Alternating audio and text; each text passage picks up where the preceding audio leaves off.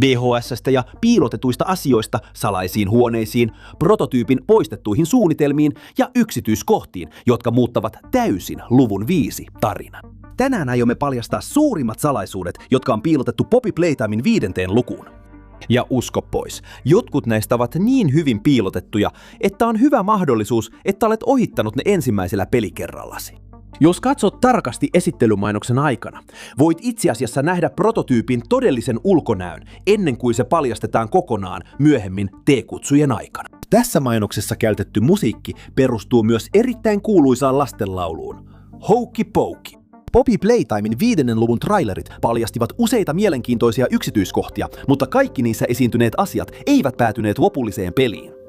Yksi esimerkki on tämä Poppyn pahvihahmo, joka esiintyi mainosmateriaalissa, mutta ei oikeasti näy missään 5. luvussa. 5. luvun alussa palaamme Hokey Wokin kanssa kohtaukseen, joka jatkuu suoraan 4. luvusta, mutta huone on hieman erilainen. Sisätila näyttää modernimmalta, vähemmän tuhoutuneelta ja jopa seinien väri on täysin erilainen. Joko huone muuttui lukujen välillä, tai ehkä kyseessä ei ole aivan sama huone, jonka näimme aiemmin. Hokey Wokin taka-ajon aikana hirviö ei ole ainoa, joka voi pelästyttää sinut. Jos putoat juuri Hokey Wokin eteen oikealla hetkellä, hänkin säikähtää sekunniksi. Se on pieni yksityiskohta, mutta se saa sen tuntumaan oudolla tavalla aidolta. Yksi Aurimarsin muunnelmista näyttää olevan pehmon alle. Ja kiitos luvun julkaisun jälkeen jaettujen kulissien takaisten kuvien, voimme vahvistaa, että tämä olento oli tosiaan saanut inspiraationsa pehmon allesta. 4. luvun jälkeen tapaamme vihdoin Bronnin, mutta hänen tilansa ei ole lainkaan hyvä. Hänen kehonsa on kahlittu yhteen paikkaan. Hän ei voi liikkua ja hänen allaan aurimalsit purevat ja repivät hänen kehoaan jatkuvasti. Bronnin hengissä pitää Poppy-geeli, yhdiste, joka mahdollistaa kokeen kohteena olevan kehon hallitsemattoman uusiutumisen ja kasvun. Tämä saattoi olla se tapa, jolla prototyyppi ratkaisi resurssiongelman Playtime Companyn tehtaassa 10 vuoden aikana. Samaan aikaan Mob Entertainment jatkaa perinnetään kiduttamalla dinosaurusten variantteja jokaisessa versiossa. Playtime Companyssa kohtaamme valtavan määrän numeroita. Suurinta osaa niistä käytetään koodeihin ja salasanoihin.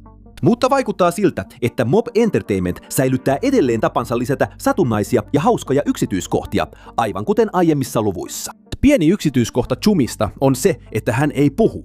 Sen sijaan hän kommunikoi viittomakieltä käyttäen. Ja sen jälkeen, kun pelaaja kohtaa prototyypin kasvotusten, Chum käyttää viittomakieltä kertoakseen meille, että olemme pulassa. Mutta jopa sen jälkeen hän yrittää rauhoittaa pelaajaa taputtamalla tätä päähän.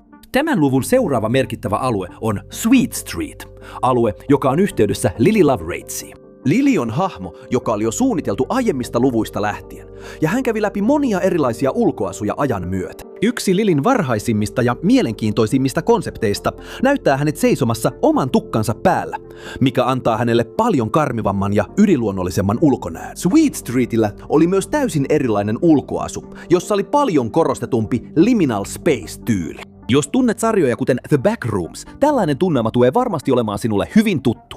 Ja nyt kun olemme jo puhuneet jättiläismäisistä hirviöistä, se herättää kiinnostusta. Puhutaanpa joistakin pienemmistä yksityiskohdista. Jos avaat kaikki ovet ja kaapit Lilyn keittiössä, voit löytää teekannun. Eikä se ole vain mikä tahansa esine. Voit oikeasti ottaa teekannun, laittaa sen hellalle, keittää sen kuten tavallisen teekannun ja jopa kaataa teetä kuppiin sen jälkeen. Lily Loveratesin jännittynyt tunnelma. Punainen valo, vihreä valo pelissä sai todennäköisesti monet pelaajat missaamaan joitakin hauskoja yksityiskohtia. Esimerkiksi laulut, joita Lily käyttää tässä kohtauksessa, ovat oikeita lastenlauluja, jotka moni jo tuntee. Joitakin näistä lauluista ovat esimerkiksi Tuiki Tuiki Tähtönen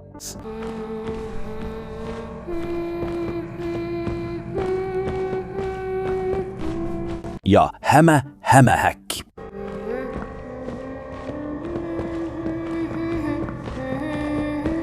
Tässä osiossa esiintyy myös muita sävelmiä, mukaan lukien versio Popin kehtolaulusta.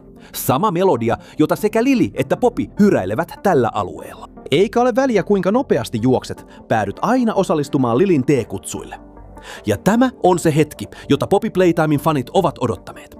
Ensimmäistä kertaa näemme vihdoin kokeen 1006 todellisen muodon, prototyypin. Saavuttaakseen lopullisen muotonsa, prototyyppi kävi läpi monia erilaisia malleja. Alkuvaiheessa sillä oli suunnilleen tavallisen lelun kokoinen vartalo, mutta siinä säilyi edelleen ajatus vieteriukosta. Lisäksi sen mekaanisen käsivarren ja erilaisten leluosien yhdistelmän ansiosta toinen prototyypin konsepti, joka kehitettiin luvun 2 aikana, teki vieteriukon ideasta vieläkin ilmeisemmän. Mutta luvussa 3 prototyypillä oli jo paljon suurempi vartalo ja sen ulkoasussa oli selviä yhtäläisyyksiä patsaan kanssa, jota Catnap palvoi. Myöhemmin luku 4 esitteli uuden version prototyypistä, jonka muoto oli äärimmäisen häiritsevä. Se ei enää näyttänyt lelulta, mutta mielenkiintoista kyllä, se sopi Isaakin alkuperäiseen ideaan, jonka hän oli suunnitellut prototyypille. Älykkään näköinen olento, joka pystyi puhumaan, eikä ollut vain mikä tahansa hirviö. Ja yksityiskohta, josta fanit edelleen keskustelevat, on tämä. Rikkoko prototyyppi Popin naamion tahallaan? Vai oliko se vahinko? Prototyypin kehonkielen perusteella monet uskovat, että se oli vahinko. Hänen eleensä ja reaktionsa saavat hänet vaikuttamaan sillä hetkellä enemmän pelokkaalta kuin aggressiiviselta. Mutta fanien ei enää tarvitse arvailla, sillä Mob Entertainmentin tiimi vahvisti, että prototyyppi rikkoi Popin naamion vahingossa. Hän ei yrittänyt satuttaa häntä tahallaan. Prototyyppi mainitsee myös paikan nimeltä Parempi paikka, mutta englanninkielisessä versiossa sanotaan The Better Place. Hänen mukaansa siellä hän piilottaa orpolapset.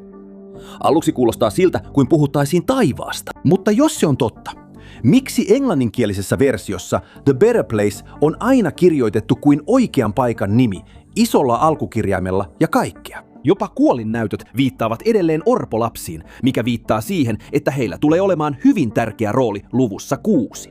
Toinen Kipletin huoneen takana piilotettu alue paljastaa valtavan kasan rakennusjätettä ja hylättyjä materiaaleja, mikä vihjaa, että tehdasrakennuksen ulkopuolinen maailma on paljon suurempi kuin alun perin ajattelimme. Useat asiakirjat viittaavat myös tehtaan ulkopuolisiin projekteihin, mukaan lukien Playtime Park, joka mainittiin ensimmäisen kerran luvussa 3. Noissa samoissa asiakirjoissa mainitaan myös 2 muuta suurta projektia, mukaan lukien yksi Japanissa nimeltä Uusi alku. Kun otetaan huomioon, kuinka suosittu Poppy Playtime on Japanissa, tämä saattaa jopa vihjata tulevasta peliestä, joka sijoittuu sinne.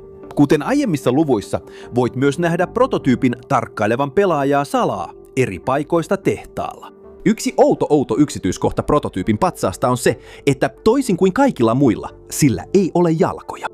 Se vahvistaa hiljaisesti, että prototyypin alkuperäinen vartalo perustui yhä vieteriukkoon ja että sen hämähäkin kaltaiset jalat olivat myöhemmin lisättyjä muutoksia. Viimeisen taistelun aikana prototyyppi alkaa matkia tehtaan eri lelujen ääniä.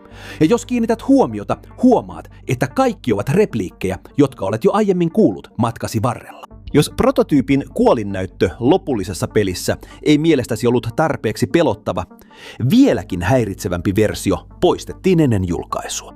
Tämä versio muistuttaa paljon sitä liikettä, jonka se tekee leikatessaan yhden Lilin letin. Sen jälkeen, kun prototyyppi heittää pelaajan tähän outoon nesteeseen, olemme jostain syystä yhä elossa, vaikka meidät on lävistetty.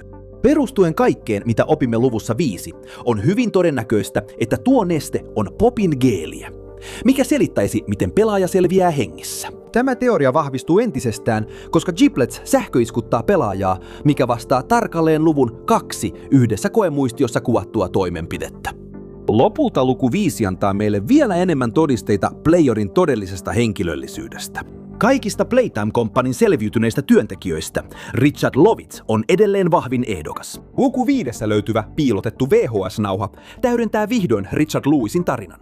Hänen ensimmäisistä päivistään helposti suuttuvana työntekijänä, aina siihen asti, kun hänestä lopulta tuli yksi yrityksen arvostetuimmista työntekijöistä. Mutta Bron ei ole ainoa tuttu kasvo, joka esiintyy tässä luvussa, sillä luku 5 merkitsee myös Pianosauruksen paluuta. Tehtäväsi on löytää useita kartalle piilotettuja skannereita. Jos onnistut skannaamaan ne kaikki, Pianosauruksen salainen tapahtuma aktivoituu. Luvun 5 tutuista kasvoista mukana on myös sitruunataulun palu. Voit löytää sen ratkaisemalla pulman ja menemällä salaisen oven kautta tutkimus- ja kehitysalueelle. Mutta siinä ei vielä kaikki. Voit myös viedä sitruunan takaisin. Sinun tarvitsee vain löytää toinen piilotettu huone lähellä tutkimus- ja kehitysaluetta. Aseta lemon sisälle ja avaat kappaleen, joka on luvun 5 pääteema ja jonka on tehnyt CG5.